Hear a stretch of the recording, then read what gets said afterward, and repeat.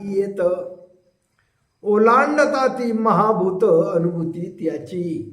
आता पुन्हा माऊली तीच गोष्ट सांगताय की ही जी काही परब्रह्म अनुभूती आहे ती कल्पनेच्या, विचाराच्या, बुद्धीच्या, इंद्रियांच्या क्षेत्रामध्ये येत नाही. कल्पनेच्या त्या क्षेत्रात शक्ती कुंडलिनी नाही येत. आणि ती केव्हा अनुभूती येते तिची? ओलांडता ती महाभूत अनुभूती त्याची. म्हणजे हे असे हे महाभूत ओलांडून महाभूताच्या पलीकडे जावं लागतं. चारी अवस्थांच्या पलीकडे जावं लागतं, चारी देहांच्या पलीकडे जावं लागतं, चारी कोशांच्या पलीकडे जावं लागतं. असं जे काही चार अवस्थांच्या पलीकडे जाणं आहे, चार कॉन्शियसनेसच्या पलीकडे जाणं आहे, त्याला अनुभूती म्हणतात परब्रह्माची, परमतत्वाची.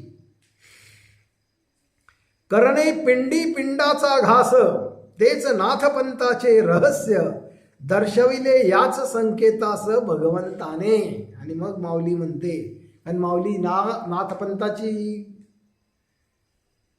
त्या परंपरेतली आहे माऊली, नाथपंथ.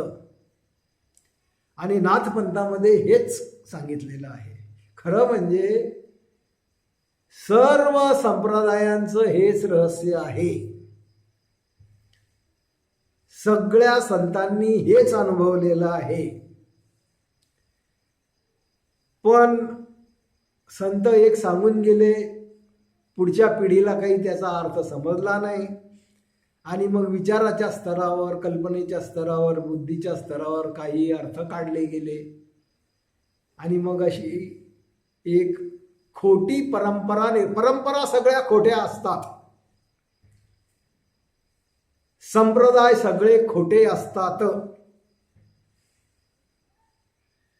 मंगेश पाडगावकरांनी छान कविता लिहिली एक, त्यात ते म्हणतात, परंपरेच्या खांद्यावरच सत्याचे मढे. हे सर्व परंपरा जे अज्ञानी लोक चालवतात आपली सोय करण्यासाठी, आपले पोट भरण्यासाठी, ते दुसरं तिसरं काहीच करत नाही. कोणीतरी सांगितलेलं ते सत्य असतं एकदा, परंतु ही जी काही मंडळी आहे यांना काहीच अनुभव नसतो आणि हे सत्याचं मढं खांद्यावर घेऊन फिरतात. कारण यांना अनुभूती कोणतीच नाही. आणि मग तसं अनुभूती नसताना जर सत्याचं वर्णन करायला गेलं तर काही वर्णन होतं. मग कुठे जातं ते अध्यात्म, आणि मग काय होतं ते तुम्ही सगळं पाहिलेलं आहे. करणे पिंडी पिंडाचा घास, तेच नाथपंथाचे रहस्य, दर्शविले याच संकेतास भगवंताने. संकेताचे सार जाणून भावार्थाचे केले प्रकटन, रहस्य दाविले मी उलगडून तुम्हा प्रती. आणि असं आता माऊली सांगते की बघा, खरं म्हणजे की नाही, ती जी अनुभूती आहे ना ती शब्दात सांगणं म्हणजे प्रतिकात्मक आहे, संकेतात्मक आहे. तो शब्द म्हणजे ते नसतं. ब्रह्म शब्द म्हणजे ब्रह्म नसतो. जसा आग शब्द ही आग नसते. मी समजा एक चिठ्ठी घेतली, त्या चिठ्ठीवर लिहिलं आग, आणि ती आग लिहिलेली चिठ्ठी मी माझा खिशात ठेवली तर माझा खिसा जळत नाही, मला चटका लागत नाही, कारण आग हा शब्द आग नाही. तसा ब्रह्म हा शब्द ब्रह्म नाही, देव हा शब्द देव नाही, परब्रह्म हा शब्द परब्रह्म नाही. त्याची अनुभूती यावी लागते. आणि अनुभूती जेव्हा येते तेव्हा समजतं की मग हे सगळे शब्द म्हणजे एकच आहे. जसं मग अशी माऊलींनी सांगितलं, हे म्हणजे हे इथेच आहे, हे इथेच आहे, हे इथेच आहे, हे इथेच आहे. कोणी त्याला असं म्हणतं, कोणी त्याला तसं म्हणतं, कोणी तसं म्हणतं. एकम सत विप्रा बहुधा वदंती. एक सत्य असतं, परंतु जाणकार लोक अनेक प्रकारे अनेक शब्दात त्याचं वर्णन करतात. असं हे सगळं आहे. आणि म्हणून माऊली ते सांगून जाते, सरळ सरळ सांगून जाते की त्या सर्व संकेत, सगळ्या संतांनी जे संकेत केलेले आहे, संकेतांचे सार जाणून भावार्थाचे केले प्रकटन. त्या सगळ्यांचे संकेताचे सार काय आहे ते मी जाणलं आणि मग मी तुम्हाला माझ्या शब्दामध्ये तो भावार्थ सांगितला, भावार्थाचे केले प्रकटन. रहस्य दाविले मी उलगडून तुम्हा प्रती, आणि तुम्हाला मी ते रहस्य उलगडून दाखवलेलं आहे. पण असं शब्दात कितीही सांगितलं तरी काही समजत नसतं. माऊलीने जरी सांगितलं तरी ते समजत नसतं. समोर आपल्या जर बुद्ध येऊन बसले, माऊली येऊन बसले आणि त्यांनी हे सगळं ब्रह्म परब्रह्म हे सगळं सांगितलं तरी ब्रह्म परब्रह्म समजत नसतं. तुमचं मन निष्काम झालं, तुम्हाला ती अवस्था प्राप्त झाली, कुंडलिनी जागृत झाली, 4 अवस्थांचा निराश झाला,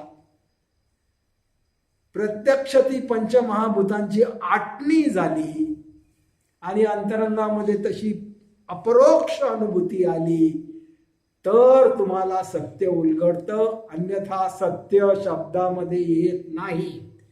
कोणताही शब्द सत्य नसतो. सत्य ही एक वेगळीच गोष्ट आहे, ती शब्दात येत नाही. संकेतांचे सार जाणून भावार्थाचे केले प्रकटन. रहस्य दाविले मी उलगडून तुम्हा प्रती. कुंडलिनीची येता अनुभूती. योगी जगासी एकत्व पावती. पावने ऐसी एकत्व जगती तेची ज्ञान.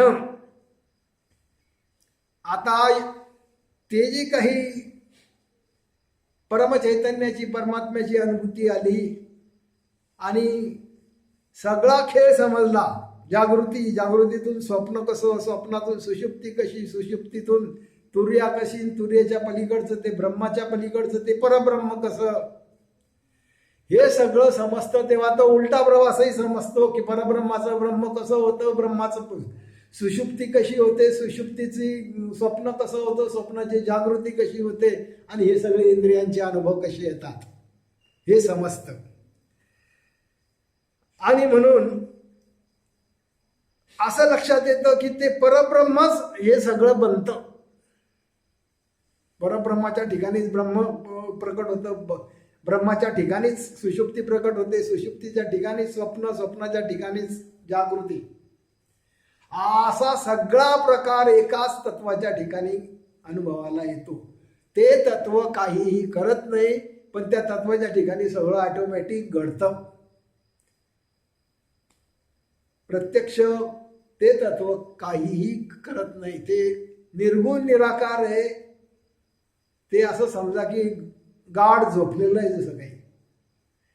पण गाढ झोपेत आपल्याला जसं स्वप्न पडतं तसं ही सृष्टी म्हणजे त्या परमतत्वाला पडलेलं स्वप्न आहे.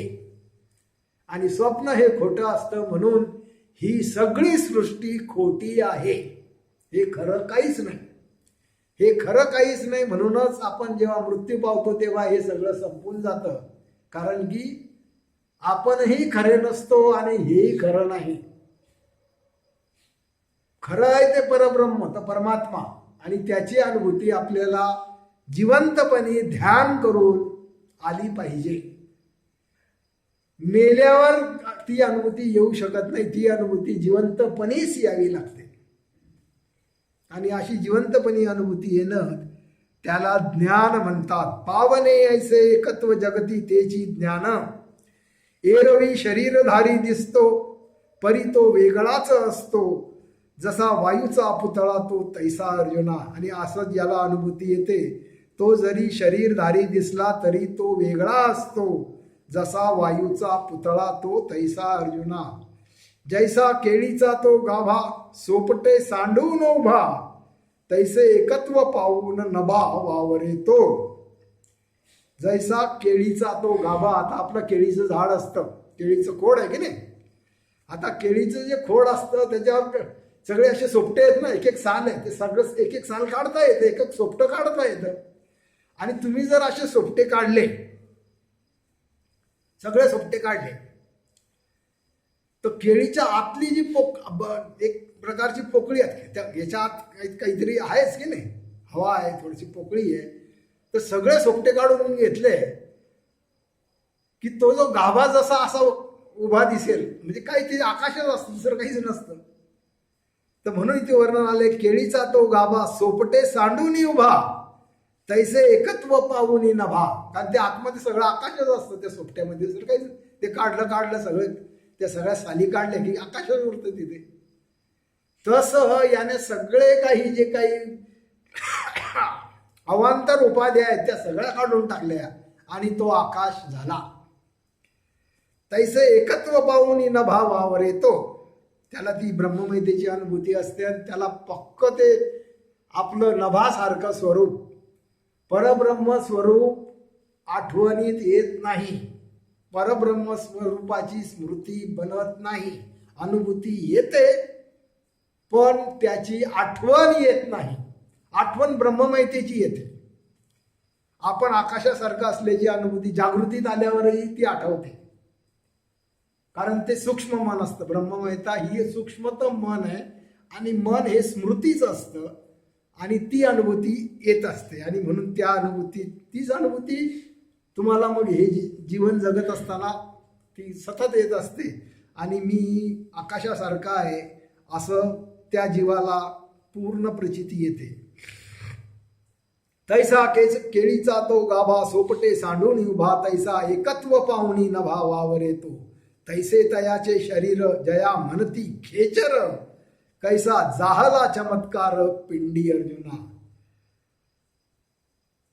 तुम्हाला खेचर हे नाव त्या विसोबा खेचराचं आलेलं आहे की नाही. नामदेवांचे गुरु त्यांना विसोबा खेचर म्हणायचे. खेचर म्हणजे काय? खेचर म्हणजे खचर. ख म्हणजे काय? आकाश. जो आकाश रूप झाला त्याला खेचर म्हणतात.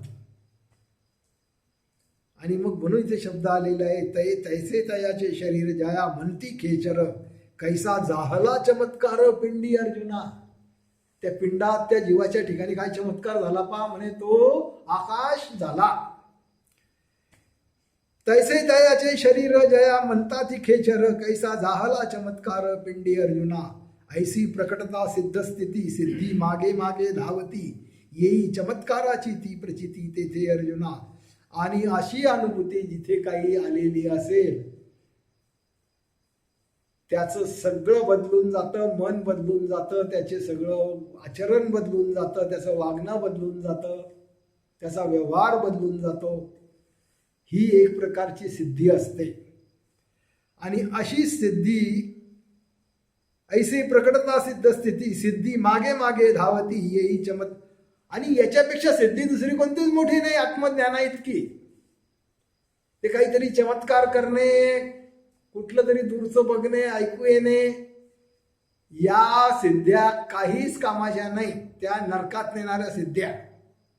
पण आत्मज्ञानाची सिद्धी ही परमसिद्धी आहे.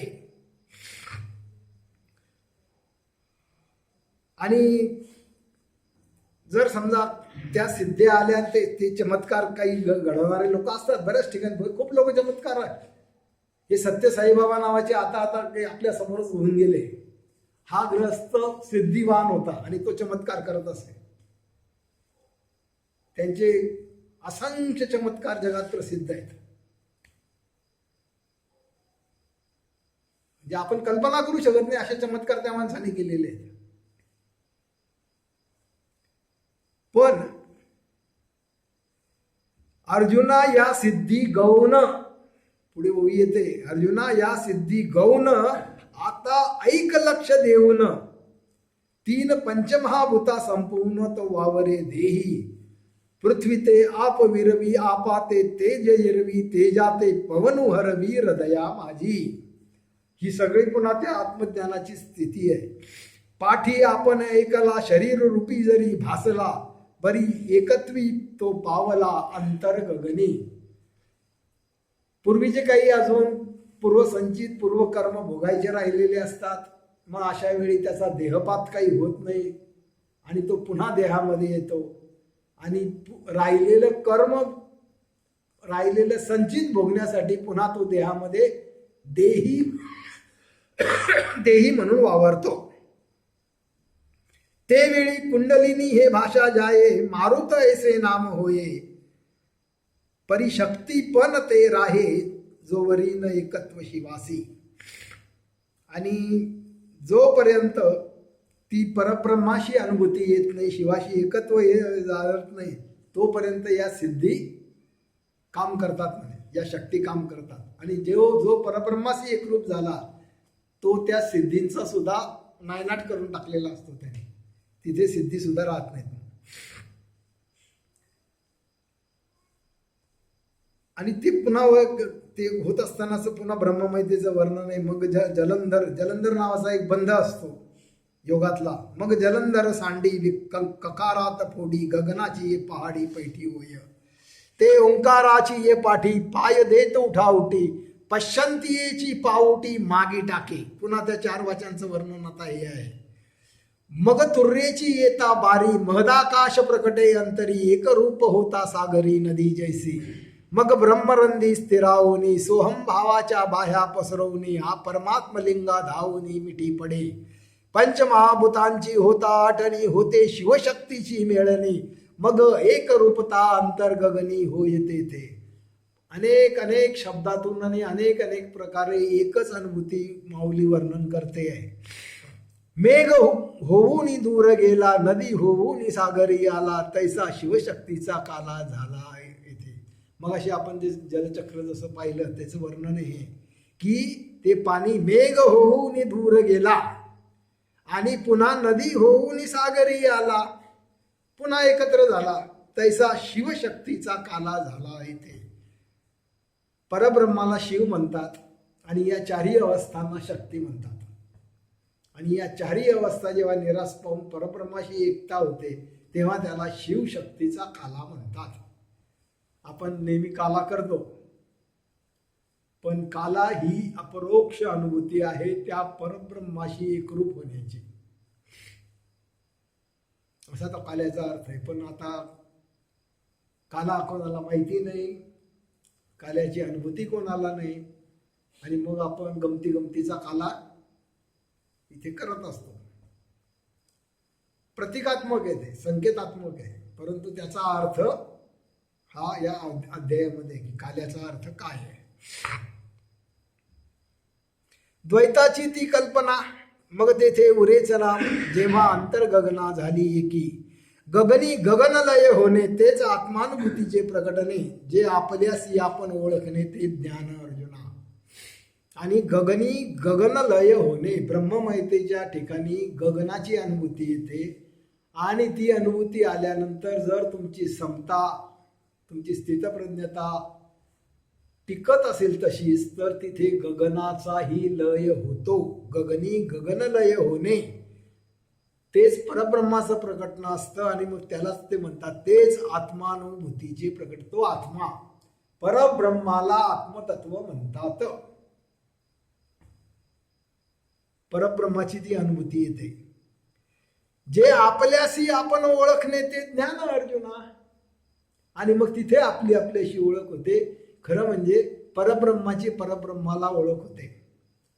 आता या ठिकाणी सध्याही आपल्या सगळ्यांमध्ये परब्रह्म आहे, पण त्या परब्रह्माला स्वतःची ओळख नाही. परब्रह्म स्वतःला विसरून गेलेलं आहे. आणि म्हणून परब्रह्मच कशाला, आपल्याला ब्रह्माची पण अनुभूती नाही, आपल्याला सुषुप्तीची पण अनुभूती नाही, आपल्याला थोडंसं स्वप्न माहिती आहे, बाकी ही जागृती माहिती आहे.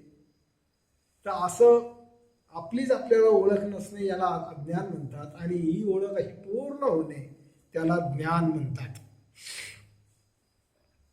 जे आपल्याशी आपण ओळखणे ते ज्ञान अर्जुना. ज्ञान म्हणजे पुस्तकातली माहिती नाही, ज्ञान म्हणजे ऐकून जे कळतं, वाचून जे कळतं ते नाही, ती माहिती आहे. पण माहितीला आपण ज्ञान म्हणायची आपल्यात पद्धत पडलेली आहे. पण संत जेव्हा ज्ञान हा शब्द वापरतात तेव्हा ती परब्रह्म अनुभूती असते, ती माहिती नसते. कानाने किंवा डोळं वाचून जे समजतं ते नसतं. तेथली ती वार्ता नच येई शब्दांच्या हाता, संवाद तो करू जाता खोटाच होई. आणि ती तशा ज्या काही त्या अनुभूती आहेत, जसं सुषुप्तीचं कितीही वर्णन केलं, तुर्येचं कितीही वर्णन केलं, ब्रह्माचं कितीही वर्णन केलं, परब्रह्माचं कितीही वर्णन केलं, तरी ते वर्णन त्या शब्दात येत नाही, येऊच शकत नाही ते. आणि म्हणून माऊली इथे ओवी लिहून जाते. तेथली ती वार्ता नच येई शब्दाच्या हाता, संवाद तो करू जाता खोटाच होई. अर्जुना एरवी तरी जी उच्चाराचा गर्भ धरी, ती वाणी जी वैखरी ती अति दूर. अर्जुना शब्दात येत नाही म्हटलं की नाही. शब्द म्हणजे काय? ही वैखरी वाणी आहे शब्दाची. आणि माऊली म्हणते ती ही शब्द ही वैखरी वाणी, अरे ही तर अति दूर आहे त्या सत्यापासून, त्या परब्रह्मापासून. या शब्दाने कधीच ज्ञान होऊ शकत नाही. ऐकून वाचून कधीच ज्ञान होऊ शकत नाही. ज्ञान होण्यासाठी 4 अवस्थाने रास, कुंडलिनी, जागरण, ते सगळे काही ज्या गोष्टी आलेल्या आहेत तसं व्हावं लागतं. ध्यान समजावं लागतं, तेव्हा ते समजतं. अर्जुना एरवी तरी ती जी उच्चाराची गर्भ धरी, ती वाणी जी वैखरी ती अति दूर. अर्जुना मध्यमेस दूर करून पश्यंतीस ही ओलांडून, तुर्याती प्रगटून गगना येते. ऐसे शब्द वाचांचे संपने, तेची पंचमहाभूतांचे आटणे, जे अंतर गगनाचे प्रकटणे ते ज्ञान. अर्जुना गगनाच्याही आतलं गगन, गगनाच्याही पेक्षा सूक्ष्म गगन, असं अंतर गगनाच्या प्रकटण्याला ज्ञान म्हणतात. ते परब्रह्म, ते परमतत्व. आता महाशून्याच्या डोही, जेथे गगनही आटून जाई, तेथे शब्दांचे ते काही चालेल का? माऊली आता नुसतं शून्य शब्द वापरत नाहीये, महाशून्य. आता महाशून्याच्या डोही, जेथे गगनही आटून जाई, तेथे शब्दांचे काही चालेल का? असं जिथे गगनही आटून जातं, शून्यही आटून जातं, अशा महाशून्याच्या ठिकाणी शब्दाचं काही चालेल का म्हणे? शब्दात ते येऊच शकत नाही. अशी ती शब्दाच्या पलीकडची, बुद्धीच्या पलीकडची, विचारांच्या पलीकडची, इंद्रियांच्या पलीकडची, कल्पनेच्या पलीकडची ती अवस्था आहे. वर्णिता न येई ते शब्दानं, नच ऐकता येई कानानं, श्रवण आणि प्रवचन असमर्थ तेथे. कितीही श्रवण केलं, कितीही प्रवचन ऐकलं, कितीही ग्रंथ वाचले, तरी ती अनुभूती येऊ शकत नाही. ती अनुभूती येण्यासाठी सद्गुरूच भेटावा लागेल, सद्गुरूकडून ध्यान शिकावं लागेल. आणि ध्यान जर आपल्याला समजलं तर मग आपल्या अंतरंगात तशी अनुभूती येऊ शकते. ती सुषुप्तीची, तुर्याची, ब्रह्माची, परब्रह्माची. आणि अशी तशी ती जी जर अनुभूती प्रत्यक्ष आली, खरोखर आली, अपरोक्ष आली, तर आपल्याला ही सर्व गोष्टी समजायला लागतात. वर्णिता न येई ते शब्दानं, नच ऐकता येई कानानं, श्रवण आणि प्रवचन असमर्थ तेथे. दैवगती कारणे ते आत्मतत्वाचे प्रकटणे, आपल्यासीच आपण अनुभवणे ते ज्ञान. अर्जुना आणि मग इथे माऊली सांगते की असं हे सगळं खरं म्हणजे आपलं काहीतरी पूर्वीची पुण्यही असते, पूर्वीचे काहीतरी आपलं दैवगती चांगली असते, त्याच्यामुळे आत्मतत्वाचं प्रकटन आपल्याला अनुभवाला येतं. आणि आत्मतत्वाला आत्मतत्वाची अनुभूती येते, सत्याला सत्याची अनुभूती येते, परब्रह्माला परब्रह्माची अनुभूती येते. जे काही जीवन आहे,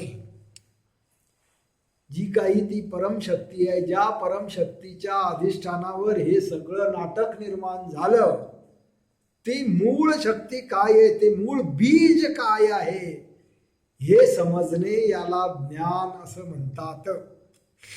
आपल्यासी आपणच अनुभवणे ज्ञान. अर्जुना पुढे जाणीवती सरते, मग काहीच न उरते, वर्णने आता तया ते वायाची. अर्जुना आणि मग आता ही परब्रह्माचं वर्णन आहे की गगनही आटतं, अनुभूती काहीच राहत नाही, जाणीव सगळी सरून जाते, काहीच उरत नाही. आणि आता त्याचं वर्णन काही करायला गेलं तर तो वायाची. अर्जुना ते वाया जातं म्हणे, ते काही शब्दात येत नाही. पुढे जाणीव ही ती सरते, मग काहीच न उरते, वर्णने आता तया ते वायाची. अर्जुना ऐसे चारी वाचांचे संपने, जे मनाचेच विरणे, बुद्धी विचार तर्क संपने सूत्र. अर्जुना अशी बुद्धी, तर्क, विचार, अनुभव सगळं संपलं पाहिजे. असं जर संपलं तर ते तत्व समजतं. जे उन्मनीयचे लावण्य नि तुर्येचे तारुण्य ते अनादि अगण्य परतत्व अर्जुना. आणि असं ते परमतत्व आहे, परातत्व आहे, परतत्व आहे.